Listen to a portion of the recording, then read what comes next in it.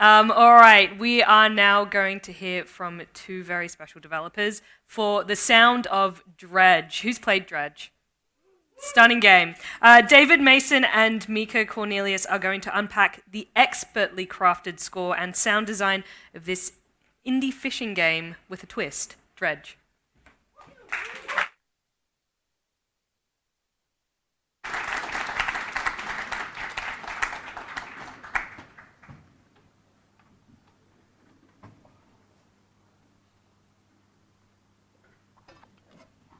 Hello.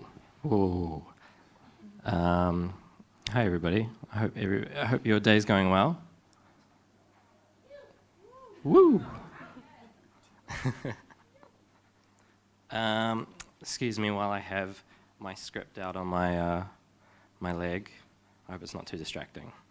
But yeah, you all good? Okay. Yeah.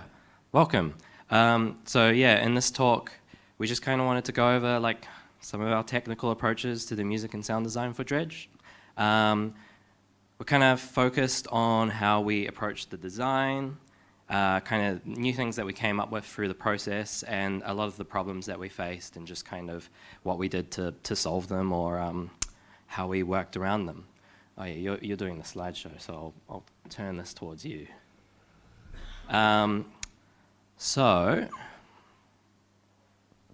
I'm David. My pronouns are he, him. I am the composer and lead sound designer for Dredge. I'm a freelance music composer and sound designer based in Auckland, New Zealand.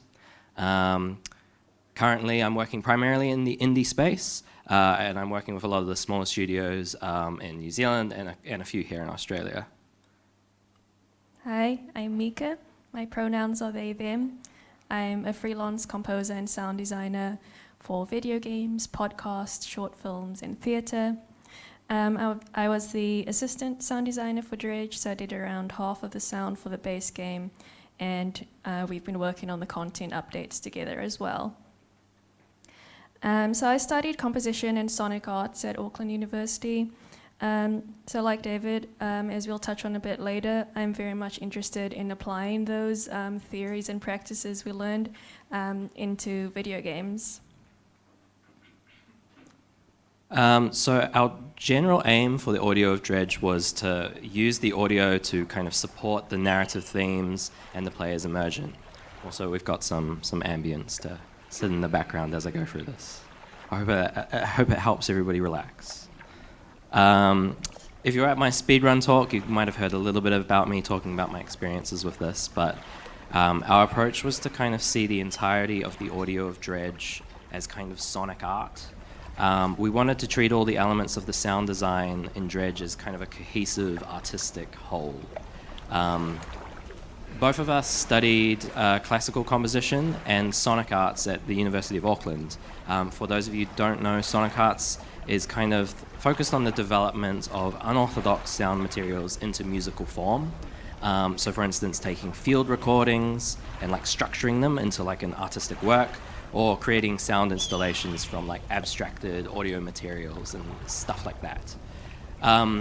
These experiences from studying were kind of rumbling around in my head at the time that I was brought on with Dredge. And so when we began work on the game, much of it was already complete actually. A lot of the gameplay was done. So the game was essentially just this massive sandbox world with no audio in it, which we kind of just set loose in to just fill with whatever sounds we could come up with and that our poor programmer would make the time to put in. And the team at Black Sock Games were just really keen on us kind of contributing our ideas and working with us to do whatever we thought would be most appropriate.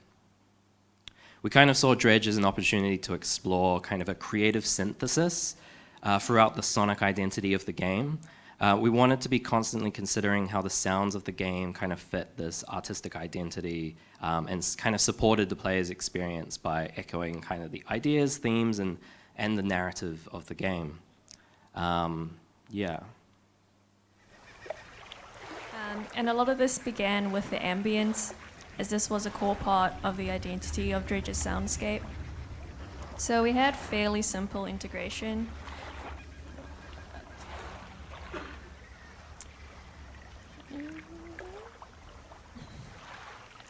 The ambience was built from multiple individual ambience tracks that we layered on top of each other, depending on location and time of day. We used OGG files to keep the file sizes small, and each ambience layer started playing at a random point in the track, so areas with multiple land masses playing the same ambience would still sound varied enough. So the base layer of ambience was the sounds of water splashing against the boat and light wind. The second layer had ambience of the biome you are in. Depending on the area, this could be the sound of metal debris creaking, gusty whistling wind, or bubbling geysers. We then had day and night wildlife layers that were positioned on each landmass using attenuation circles, and these would decrease in volume as the player moved further out to sea. So for example, in Stella Basin, you would hear kookaburra calls and cicadas during the day, and crickets at night. So when the player's boat is docked, let's bring all of that up. There's another layer of ambience, which includes the sounds of inland birds and activity surrounding the dock or town you're currently in. So for example, at the Greater Marrow Dock, you'll hear a tui and bustling town ambience during the day and more pork at night. And the final ambience layer is weather events such as rain or storms. So separating the ambience into individual layers meant that while the integration was simple, we could still control when and where the player would hear ambience. It meant we could create a strong sonic identity for each biome and create a contrast between day and night.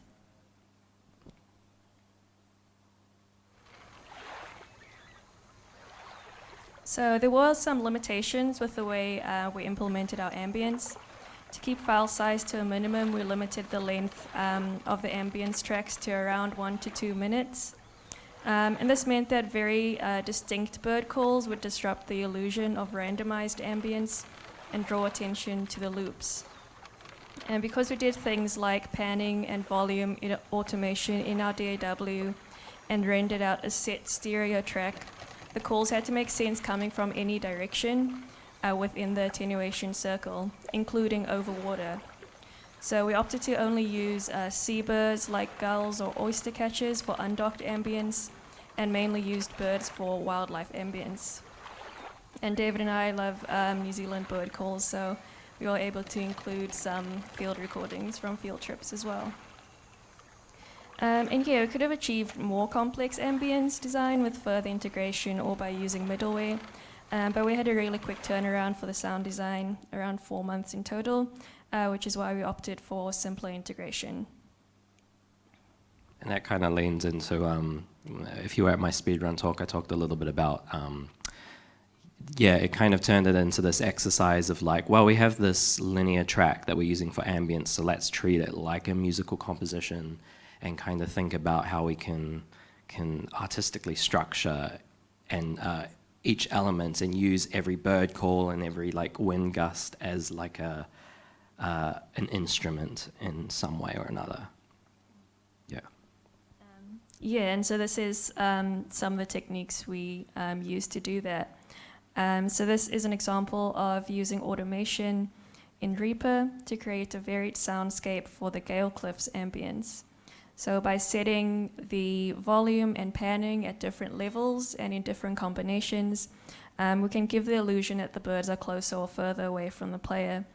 And again, it was very simple automation, but it did contribute to creating a varied environment. So world events would spawn sporadically within viewing range of your boat, and this was a way of bringing wildlife closer to the player. These events helped the open ocean to feel a bit more lively. The photographer update included several new world events such as whales, sharks, and crocodiles. And with world events, we could be more precise with our sound design because they were attached to specific moving game objects.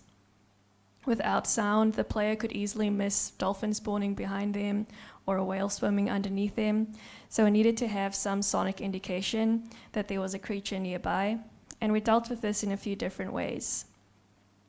Some creatures called out and made a splash when they surfaced above the water, and they'd continue to call sporadically. Dolphins and orcas would make frequent splashes as they jumped or dipped underwater. And creatures that don't usually make sounds or splashes, such as sharks or crocodiles, would have a swimming layer that was distinct enough to be heard over the base ocean layers. So even though these weren't sounds that the animals would make in real-world situations, in-game we felt their presence needed to be communicated. So we took that less realistic approach in their sound design. And when wildlife events submerged underwater, we'd have little splash and fade out those swimming layers. So here's just some examples of that.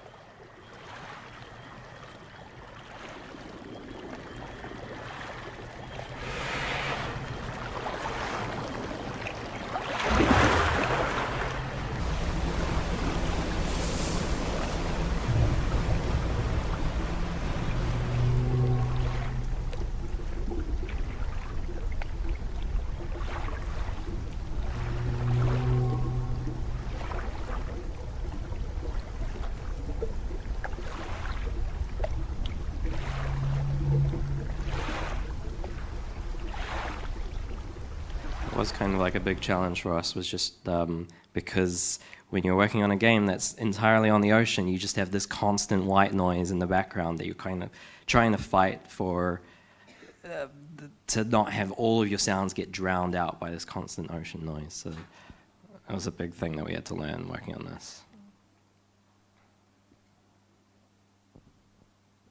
Cool. So each biome in the game had a unique threat in the form of a monster. And these monsters generally had characteristics of their biome, but also an otherworldly component. So for example, the Gale Cliffs monster was comprised of boulders and also had a spooky red eye. So monsters generally had two states, idle and aggro.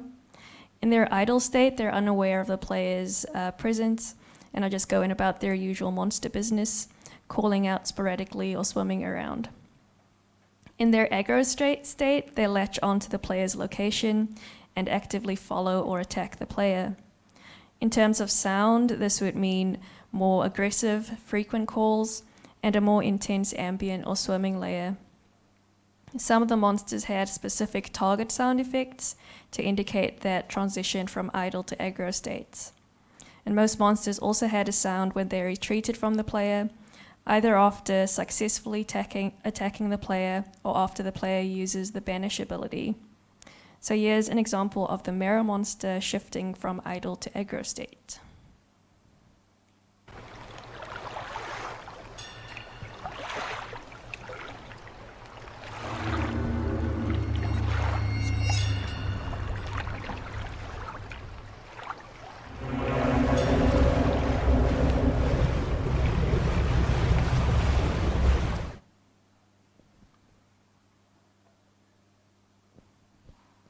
So just like the visual components, we wanted the sound design of the monsters to reflect both the organic and otherworldly components of these monsters. And we did this by using sounds derived from the biome they were in and combining it with processed sounds and sometimes synths. And it was important that the different components of the monsters could be heard, as it communicated vital information to the player if they didn't visually spot the monster spawning or approaching.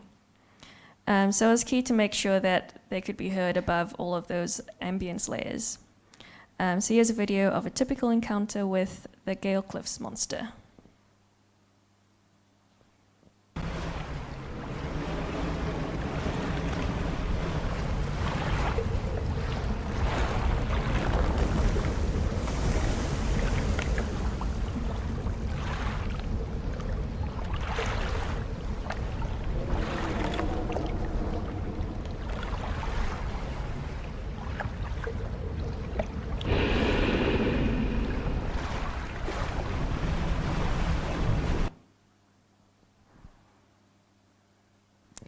So we thought it could be a fun exercise to break down each individual sound of the Gale Cliffs monster to show how we approach their design.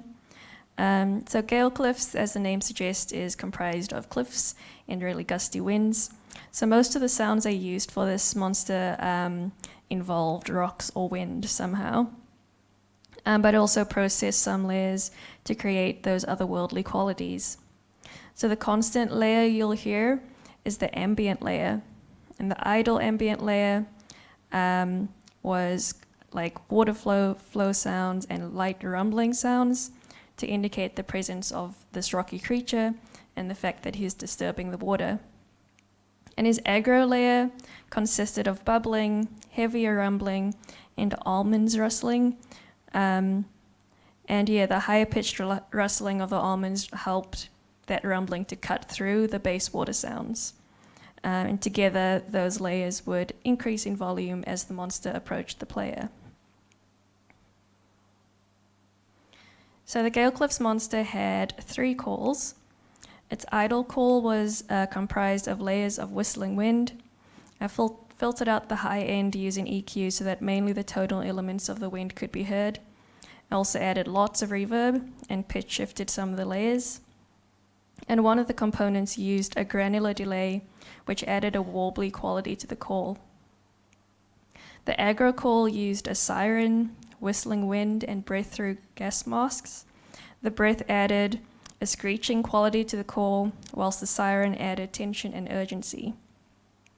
And the third call, which would occur when the player used the banish ability, for that I added a couple more layers of whistling wind to the idle call to create the quality of an animal hissing. So the monster's target sound was comprised of dirt rumbling and almonds rustling, and this was a rapid sound to indicate a swerve in direction as the monster locked on to the player's location. The attack sound included rock tumbles, wood impact, and a splash, and I also added a low piano string hit to emphasize the beginning of the attack and to give the attack a reverby tail. So here's just a video of all of those components.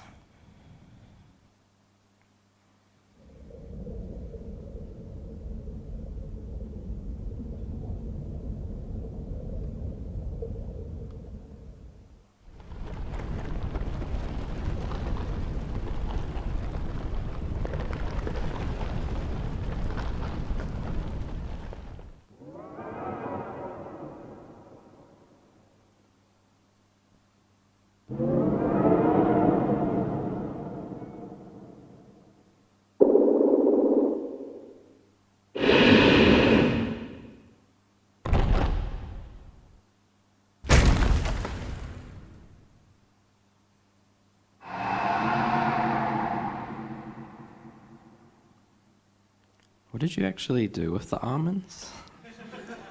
Pitch shifted it down and added lots of reverb. But did you like shake them or? Oh no, I was just searched rustling in like the and it sound came up with libraries and almonds came up. So I was like, good work.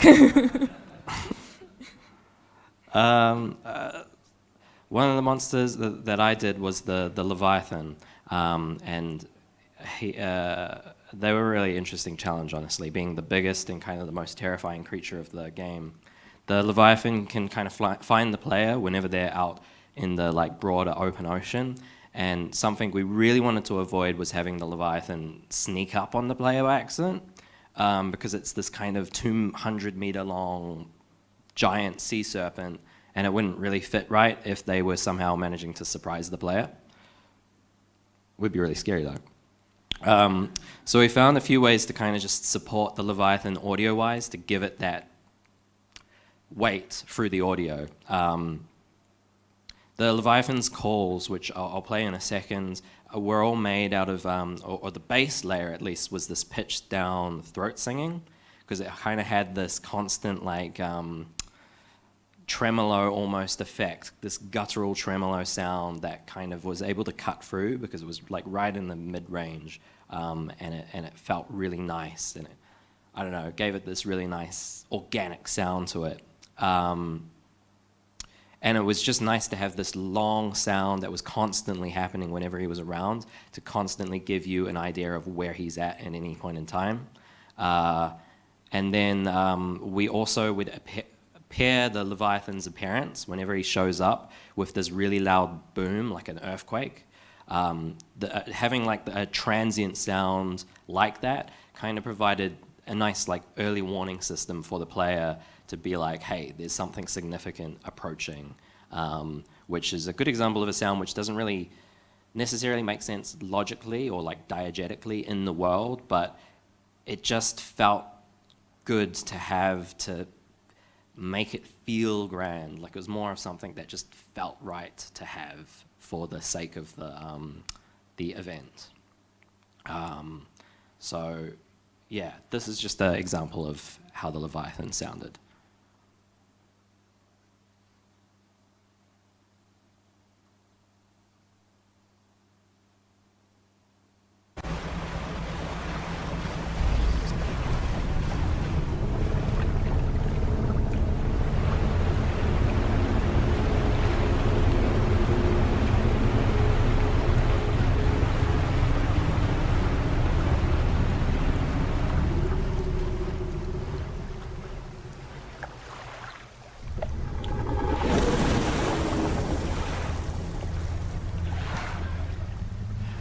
I think nighttime's a good example of that too, because you want to be able to, thank you, you want to be able to feel that he's there, so that even when you get that moment where you at least get a glimpse of him, you still know that he's in your space. And I felt that that was quite important, like as a part of that experience. And I wanted to transition from this into talking just a little bit about the abilities that the player gets. And I've lost my spot. Apologies.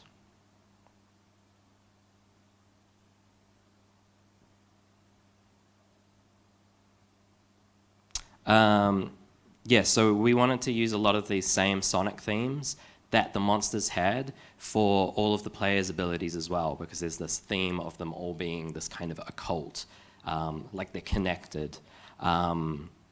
So all of the cosmic horror creatures, their sounds are kind of integrated into the player's abilities as well.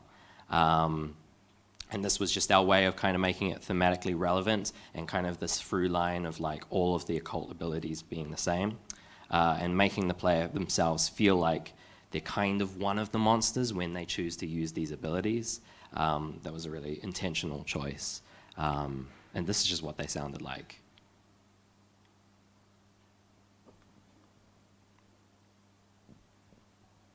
If you choose it.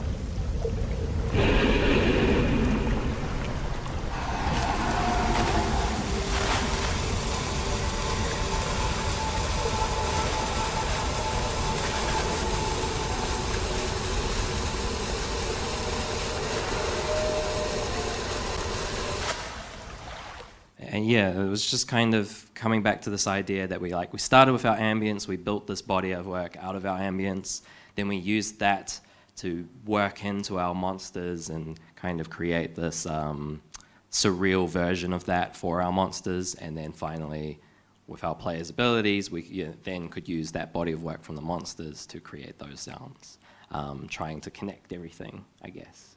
But now we want to change directions a little bit.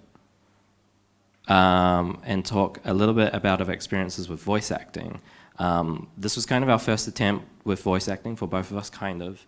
And we wanted to keep things really lean and like light for our first attempt. And yeah, I'll leave it to Mika to talk about.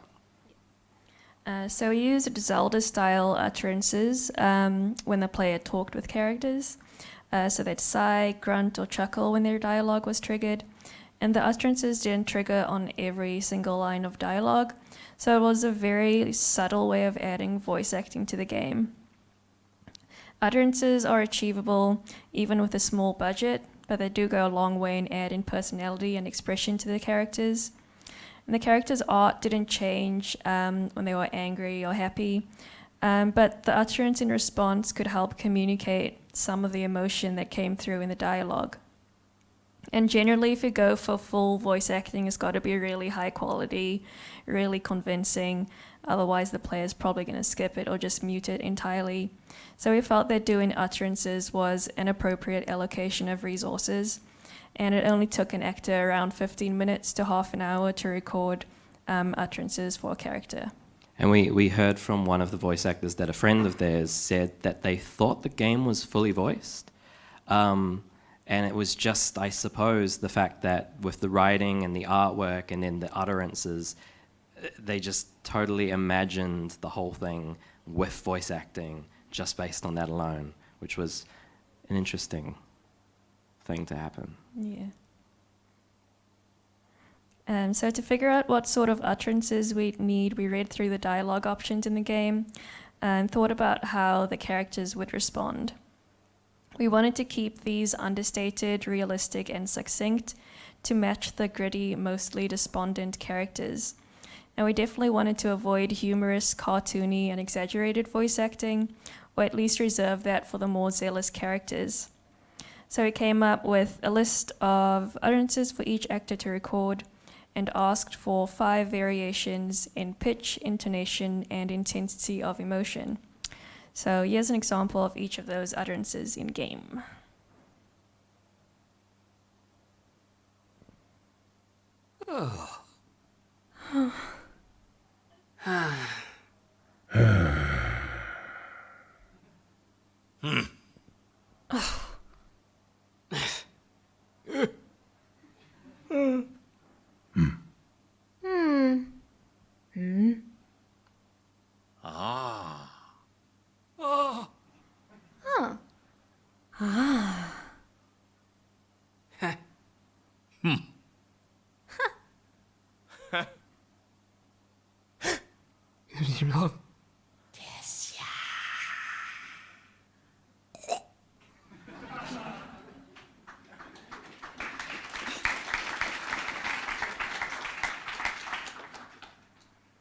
So I actually knew most of these voice actors personally, so I worked with some of them in studio, which was just my bedroom.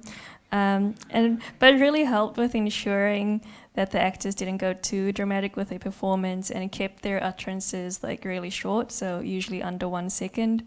But I did have a friend that like groaned, retched, and gurgled for 1 minute straight. But yeah, this was the first time that these actors did voice acting for a video game, and a lot of them found it a really rewarding experience and just are really keen to do it again. So one problem we had was the pitch intonation, especially with the curious hms and ahs. So without fail, every actor would go really dramatic with it, like, oh, like, And it was like definitely not subtle. And it was kind of hard to communicate, like, not to do that because it seemed like such an instinctive thing for the actor to do. So we just kind of like tried to like make sure we had enough versions to filter through those really like dramatic hms and ahs. Yeah. And chuckles was another one that was kind of hard to get right, just to match like, you know, the subtle mood of the game. And the devs weren't entirely sure if they wanted to use chuckles at all. I really wanted to use it just so that we had a contrast in emotion if we needed it. And a lot of the chuckles ended up sounding like more convincing grunts. So we did end up repurposing chuckles as grunts. But we do have a few good chuckles in the game. So the traveling merchant, her chuckles really like complement that like cheeky, cheerful demeanor.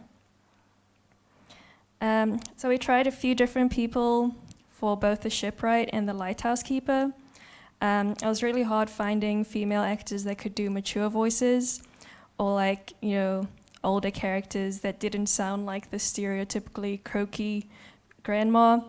So yeah, we wanted to have that understated feel to it. So I think instead of emphasizing the age and fragility of the character, we just went for a deeper voice, and managed to find an actor that could do that.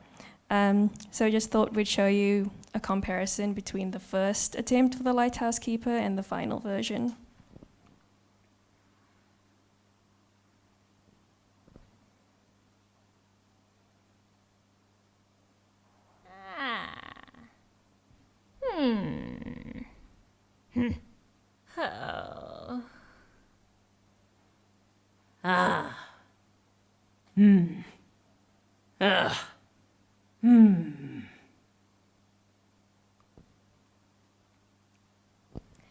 And in the most recent update, we found the voice acting process was a lot more successful.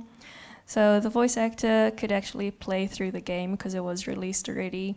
And they could get a feel for how the other actors interpreted those prompts and then put their own spin on it.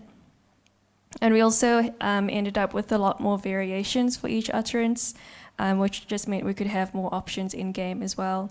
So I think in future, like with the original process, we asked only for 5 variations, but we definitely ask for more because it doesn't take too much longer to get those extra utterances.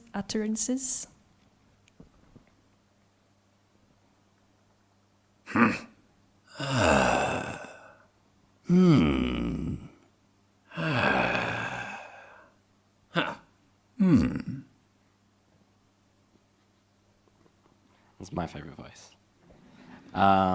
So changing direction again. Now I just wanted to dive into some weird UI stuff, that problems that we came into contact with and things like that. And one of the big ones was the dredging minigame, which was obviously pretty important. Because essentially, if you don't know, 2 of the biggest game loops are like the dredging minigame and the fishing minigame. And a lot of players early on, when we were texting the game, kind of struggled a bit with the dredging minigame because it starts very quickly and players don't often have the time to properly read the instructions, and they feel quite stressed about, like, just, because if you've done it before, you like immediately have to be paying attention. And a little bit of a problem with the fact that the minigame is kind of essentially the reverse of the fishing game, where the fishing game is that you're trying to hit the prompts or the little notches. With the dredge minigame, you're trying to avoid them. And this caused a lot of confusion for everybody, and we had to make a lot of changes to try and get it to read that the notches were bad. And my original audio for accidentally hitting a notch also needed to be changed. My original idea for what the sound should sound like was kind of like the dredge chain was just being loosed and you were losing it further into the water. And I think the sound works in a diegetic sense. If you hear it out of context, it makes sense. But from a game perspective, players weren't immediately understanding that it was a bad sound. It was also quite close in kind of sonic quality to the success sound. And because of the challenges with the minigame, my sound wasn't really helping. So I had to change it, and I redesigned it with the importance of, like, just immediately telling the players, hey, you're messing up, stop messing up.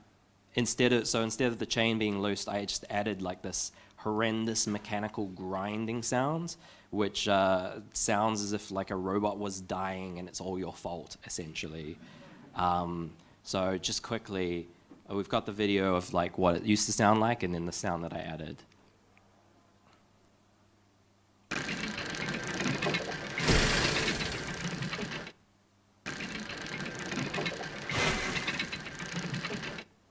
And we found just with that extra like grind, like it just sounds like you're messing up.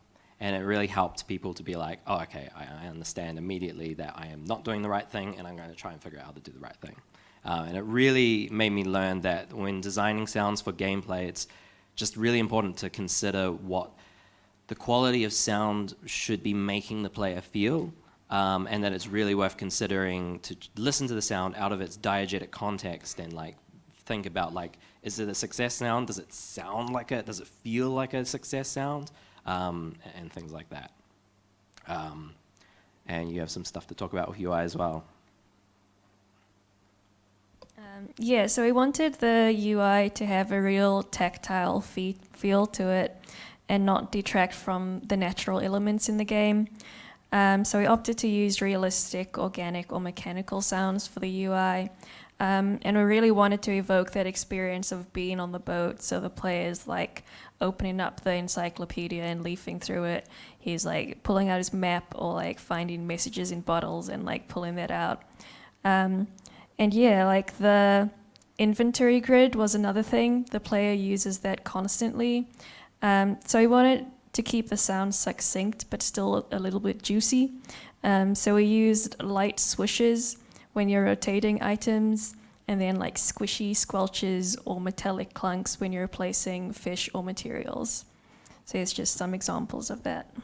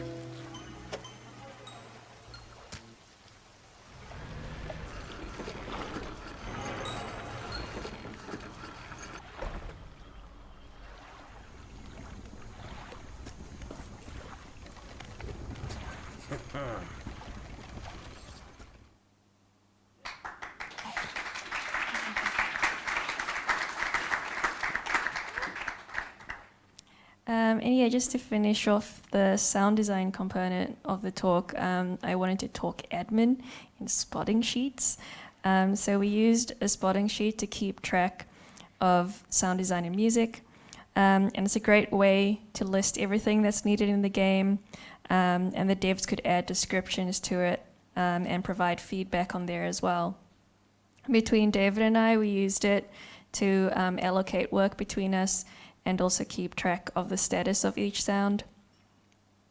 And yeah, they're really good for breaking down like big sounds into their like smaller components. So with the monster it would be what different calls do they have, what swimming layers they have, if they have multiple attacks.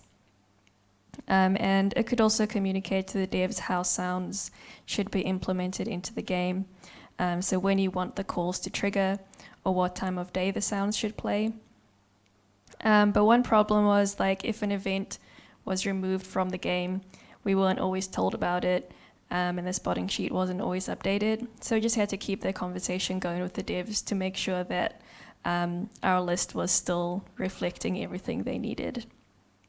And yeah, I've been using spotting sheets to like log my hours as well, and it's just, I find a great way to manage my workflow. Yeah, and so just wanted to talk a bit about the music now as well, and kind of how the music, again, kind of pairs with the ambience and tries to work alongside the ambience in a lot of ways. For the music during the player's adventures in the open water, we decided to use what we called stingers. And so stingers for us were 30 seconds to 1 minute long tracks that occur intermittently throughout the game day while the player is undocked. Each major area in the game had a suite of around 6 stingers, and we decided on using this kind of structure for a number of reasons. The approach allowed for ambience to remain kind of at the forefront of the soundscape, let us really lean in on making the ambience interesting and varied. We found that like the lack of background music afforded a greater immersion in the game world, as when the music goes away, all of the sounds are diegetic. And we found that without music, the game's ambience just in itself was dense enough and interesting enough for the game to not feel empty. The The sparsity of music also helped reinforce the isolation of the sea, which was a really important one of Dredge's themes. And the lack of music really makes you feel more alone when you're out on the water, especially when in contrast with when you are docked at one of those docks, you then get our looped music tracks. This also meant that music became more of a distinct event just in itself, and it meant that my music could be more emotive and more gestural and have a stronger identity in itself. And just, yeah, again, the contrast of having music occur intermittently really draws the player to engage with it more as a music track, rather than allowing it to kind of disappear into the background as noise, which sometimes I think you risk doing if you have music going all of the time. But the randomness of stingers created a lot of its own problems. It was nice creating these kind of distinct and powerful musical gestures. However, they can sometimes clash with certain events in game. For the most part, the more threatening events that can happen in the game will only happen at nighttime, and we don't have any music at nighttime. But there are a few things that if it just so happens that you're listening to this really peaceful track and a giant crab attacks you because you got too close to it, it can be a little bit of a jarring experience. And that's kind of just down to the randomness of what happens when world events that are in the game also couldn't be musical for the similar reason of like we didn't want the music to be able to clash with those events. There was actually a random event, there is one where there's this ethereal wind which will help direct the player to points of interest, and we had this idea of having the musical motif of one of the characters play at the same time. But if a stinger was playing at the same time as that event, they would just clash horribly because of the fact that they're both these tonal events. So I just had to take out, it's still in there, but I stripped back a lot of the melodic material so that it doesn't feel like it clashes with the more tonal music. But yeah, and another problem was just trying to find the balance for how often stingers occur. We needed to find a balance where the tracks were setting the mood appropriately, but not triggering too often. Our general, what we wanted the player to experience was generally having a track play as they set out into the ocean in the morning, and then maybe one extra track throughout the day will come in. And that's generally what we were able to achieve. But what we would do is we'd also just have a timer running where if the player does just kind of go AFK while they're sitting on the ocean, every now and then they'll just get another track playing until nighttime, which we made the decision that for nighttime there's just no stingers. Originally we planned to have nighttime stingers, but not having any music did a lot of really cool things for our nighttime. It, for one, just kind of gave a break for people listening to music that they would have a rest from that. But more importantly, it just kind of helped to instill the unease in the player that the game state has changed. Without music, the player is kind of forced to engage entirely with the ambience, and when it is at nighttime, the player's panic will start to increase, and the ambience will start getting warped, and we really wanted to draw attention to that so that the player starts to doubt whether they're hearing things that are dangerous to them or not. And yeah, just using that to help sow the unease of the player if they're in danger or not, and that they should probably go back to dock. And so I just think stingers as a kind of a musical design thing are really worth considering if you do want your ambience to be a really strong part of your game's identity. It's cool to let it kind of sing forward. And the contrast of having music not be constant and having it come and go can be a really massively important thing to contributing to a distinct identity for your music. It depends on the genre, I think, but intermittent music design can have a really massive impact on the flow of the game and just really structure your players' experiences. And so now just going on to another thing that we added was each major area has just a distinct visual identity, and we really wanted to sell that in the music as well. So the biggest way we decided to do that was through instrumentation. And basically each major area, we decided to have a different suite of instruments be paired with that area.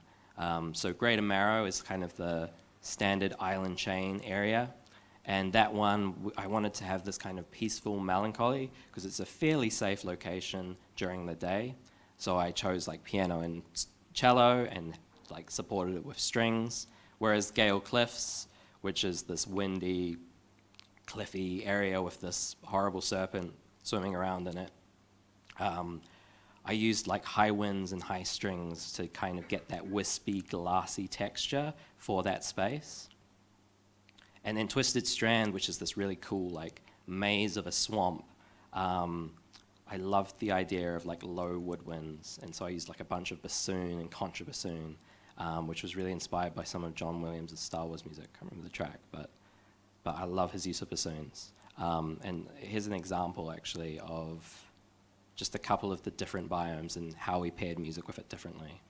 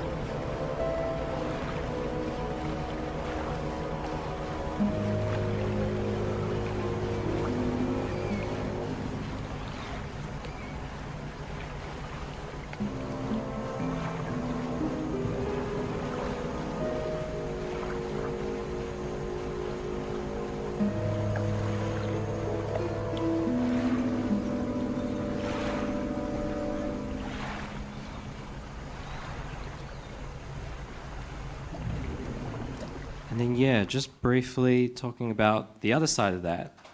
Thanks.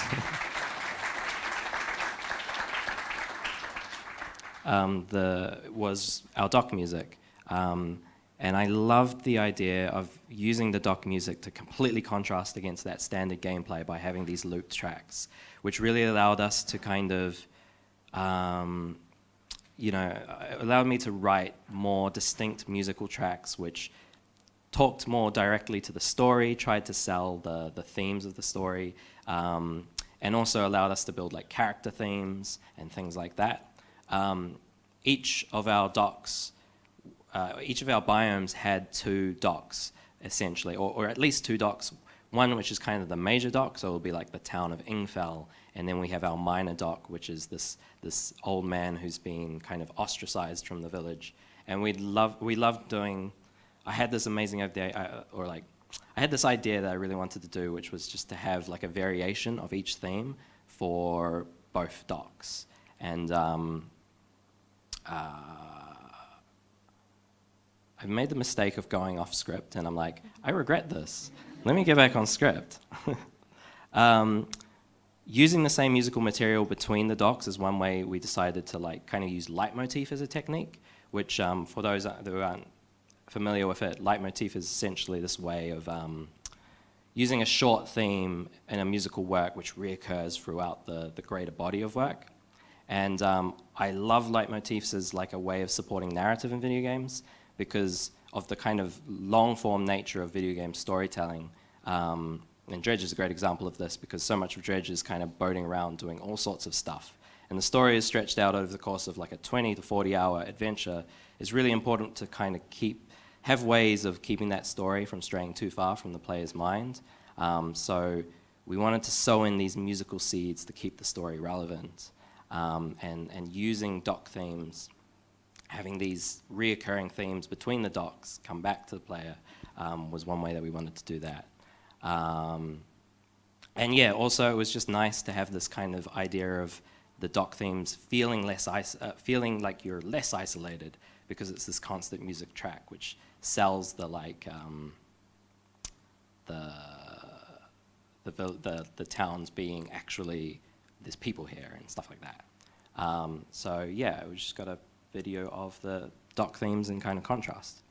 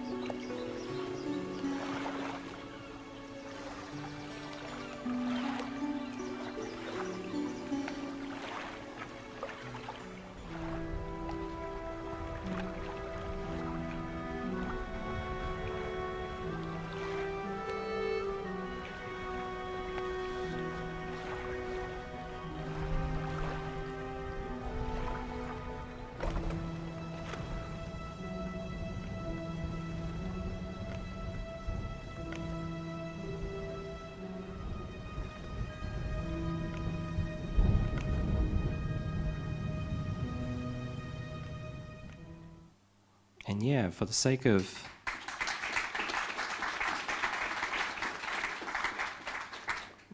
leaving time for questions, I'll stop there. But yeah, I hope that this kind of gives some of the insights for, you know, just some of the thought process behind Dredge, and yeah, us too, like very early on in our careers, sound designers, just kind of bumbling our way through things. Yeah, thank you.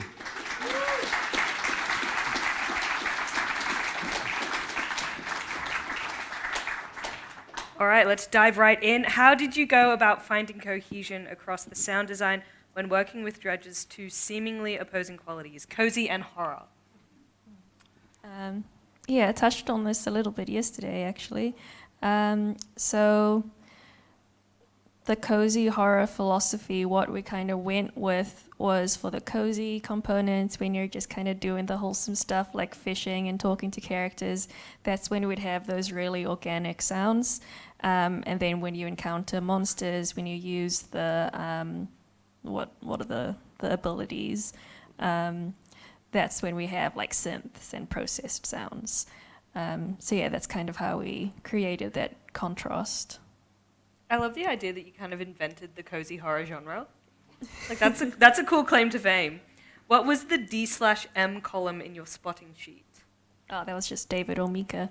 So that's that's how we just allocated who's doing what. Yeah, we just put D or M depending on if we wanted to take it or not take the job on. I like the idea that someone saw that and it's like, this might be useful. What's the D and M that I need?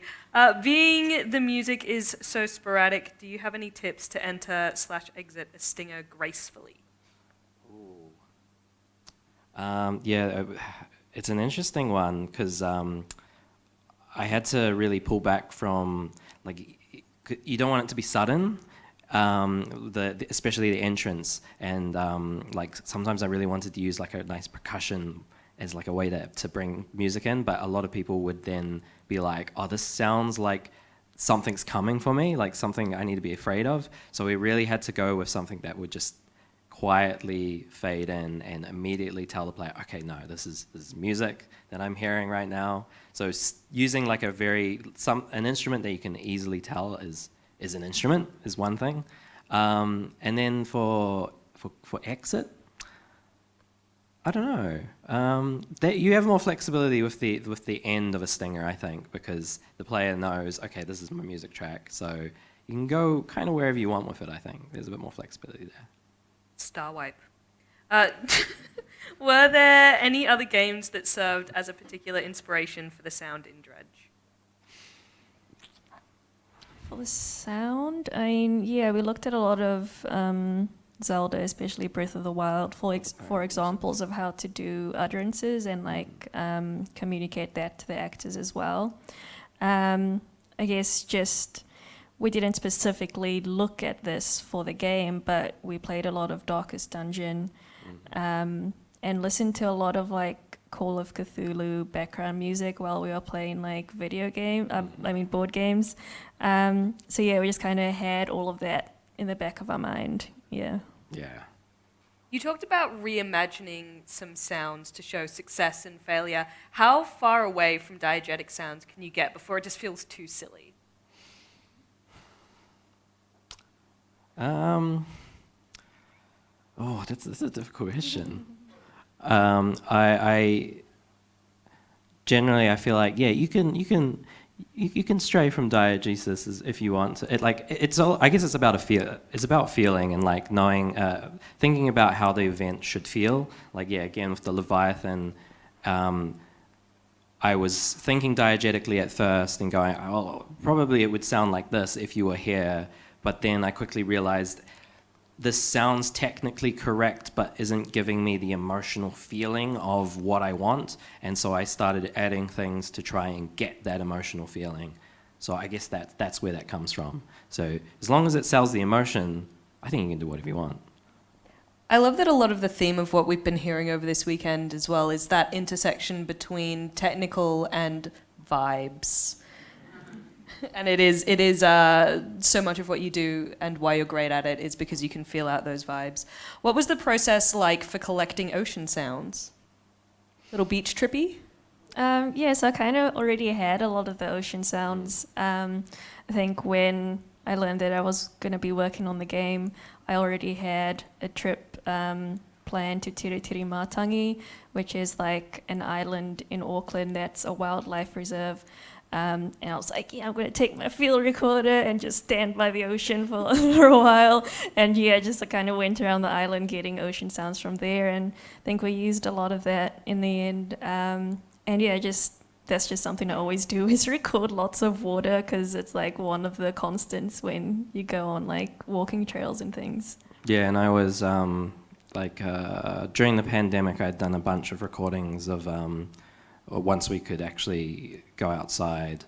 There's an estuary near my parents' home in Waipu that has like a bunch of really cool birds, oyster catchers and dotterels and stuff. And so I had done a bunch of field recordings there. And so when this came up, I was like, definitely want to be using that for Dredge. Beautiful. What techniques did you use to make sure sound effects weren't drowned out by the white noise of the sea? Compress the hell out of things, really. Because possibly our water sounds are a bit too loud. So everything we added was like, needs to be compressed more. Needs to be like cranked up as loud as possible. We can't admit our mistakes. We have to pretend like we're experts. But also, thinking about frequency range, definitely, and like, the human voice range is often a really good one to land in, which I can't think of off the top of my head, but that mid-range can often really come forward if your frequencies are really dense in that spot. So we would add, there was one monster that wasn't really coming through properly, so I just went in and added a bunch of extra layers in that kind of sweet spot to just try and get it to punch through the sounds of the ocean and everything else. One last question. To avoid repeating sounds, did you use longer ambience loops? No, they were all limited to 1 to 2 minutes. Just kept it really sparse so that it wasn't obvious, like, oh, this is just a sequence of sounds. And we had to, there was a few ambience tracks that we did have to go back through and go, there's this one bird that I keep hearing and it's really annoying and it's going to annoy the hell out of players. So let's take that one out. Just that one weird bird call that immediately gives away the game. But it was also the fact that because we had multiple ambience layers going at the same time, it's the same track, but they were playing in random times. So it would always give an illusion of randomness that I think worked quite well. Also, I lied. I'm going to ask you one more question. Are there any areas of the game that you wish you could have added sound to, but you couldn't, whether it be time restraints, resources restraints, etc.? I really wanted to add kakapo sounds, which is a native New Zealand parrot that makes just like a really boomy sound. You would have heard my impression. Yeah. I got the bird wrong. It wasn't kakapo, it's kakapo. They sound very similar. Yeah, I really wanted to add that, but I couldn't find recordings, and I couldn't just fly down to the South Island and climb the mountain and look for a kakapo. So yeah, there's lots of. We wanted to add a lot more New Zealand birds, but we were limited mainly by what we already had. Yeah, I think that's a big thing that we hopefully want to do in the future is like, I don't know, like try and work with Department of Conservation or something to like be like, can we take some of your birds hostage and make them make sounds for us or something? Yeah. Dredge 2 featuring kakapos. Yeah. I look forward to it. Well, thank you so much for sharing all of your amazing work with us. Thank you.